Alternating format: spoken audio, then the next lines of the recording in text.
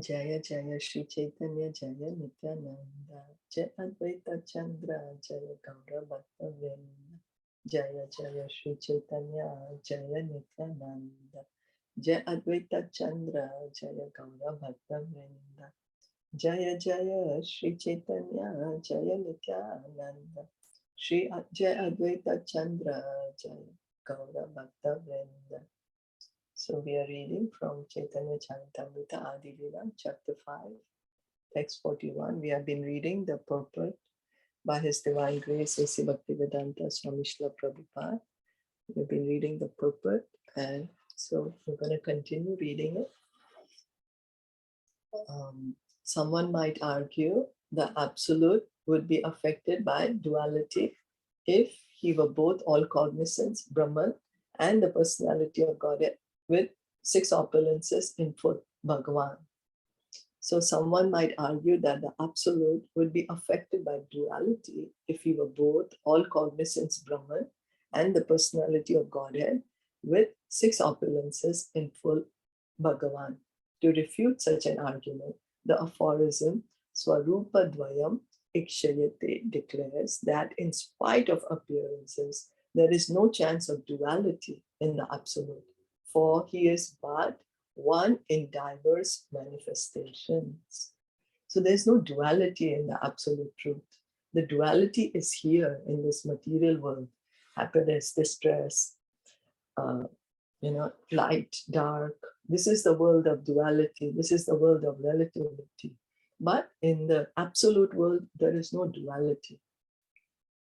Understanding that the Absolute displays varied pastimes by the influence of his energies at once removes the apparent incongruity of his inconceivably opposite energies. So if we just understand that the Absolute Truth has this many energies by which he can do anything. So once we understand that, then there is no contradiction. Then we can understand, oh, it's the Supreme Lord.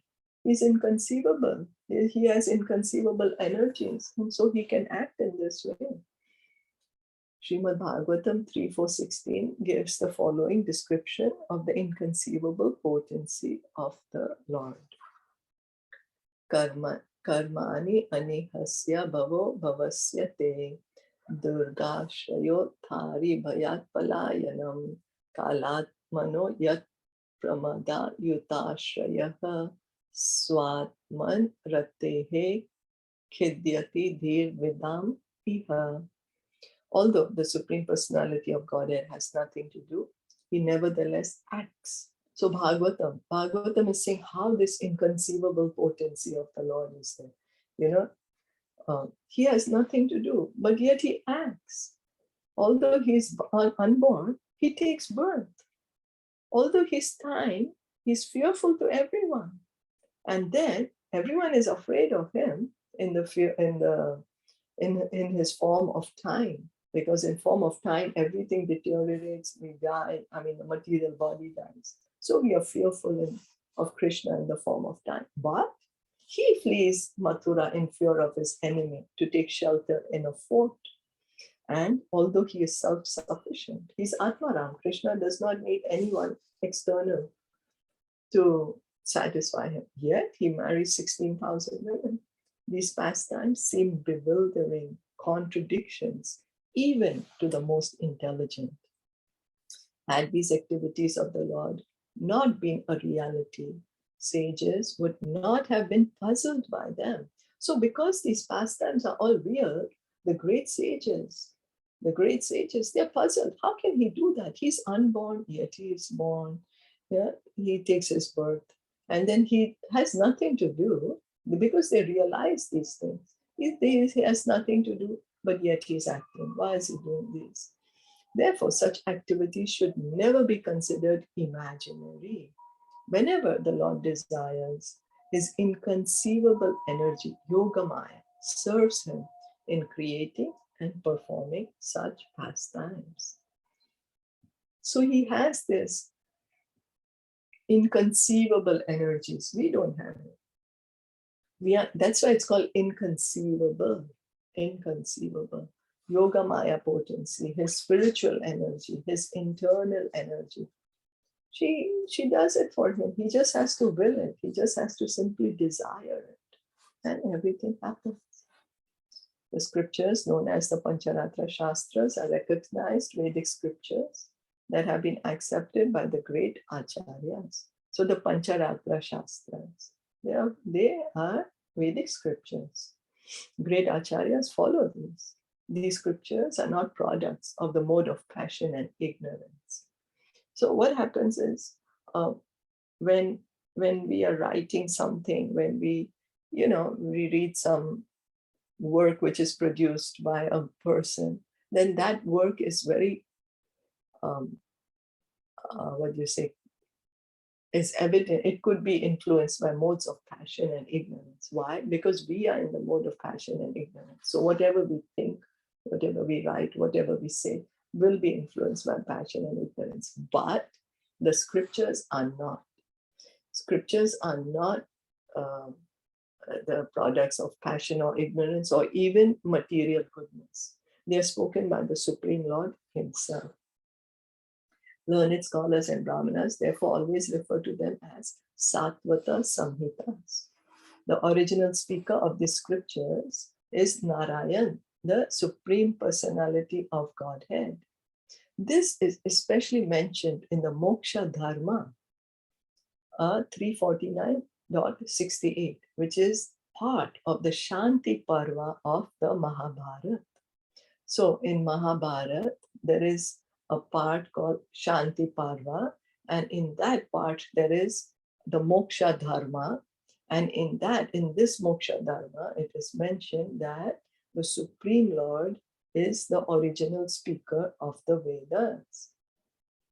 Liberated sages like Narad and Vyas, who are free from the 4 defects of conditioned souls, are the propagators of these scriptures.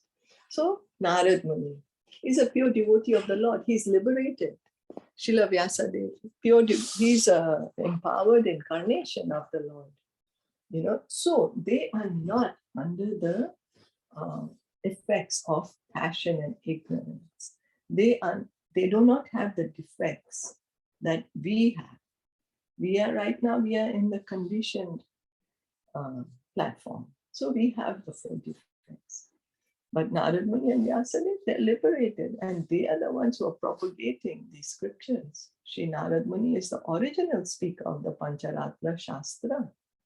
Srimad Bhagavatam is also considered a Sattvata Samhita. So indeed, Sri Chaitanya Mahaprabhu declared, Srimad Bhagavatam Puranam Amalam.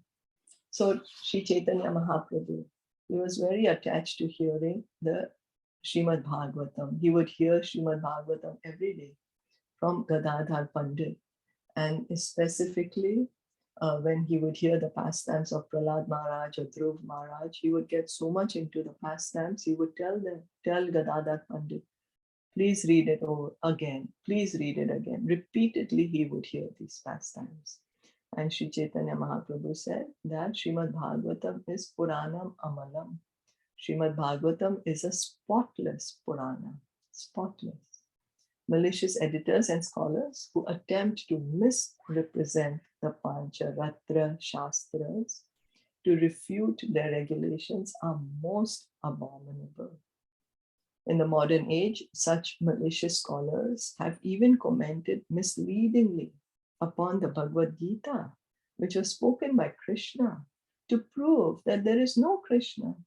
How the Mayavadis have misrepresented the Pancharatrika Vidhi will be shown below. So it is not nice of us to misrepresent the scriptures, to put our own material thinking or material limitation into the scriptures. We need to accept the scriptures as they are, and that's the reason we need to hear them from the devotees, because the devotees can explain to us. And the Bhagavad Gita is spoken by Krishna himself. That's the reason we study the Bhagavad Gita. So Krishna is very much a person, otherwise how could he speak the Bhagavad Gita? He's giving so much knowledge, so he is the most knowledgeable.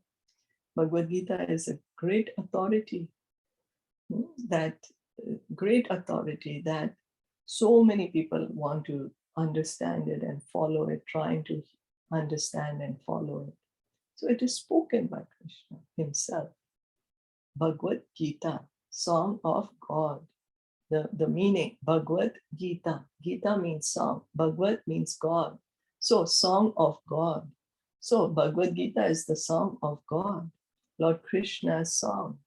Krishna is God. And the Bhagavad Gita is his song, his instructions. So we do not need to misinterpret things. We just accept them as they are. So here, see how much is that? We'll stop here for today. Then tomorrow we can get into the into this commentary of how the Pancharatrika Viddhi has been misrepresented, misinterpreted, and misrepresented. Any questions or comments?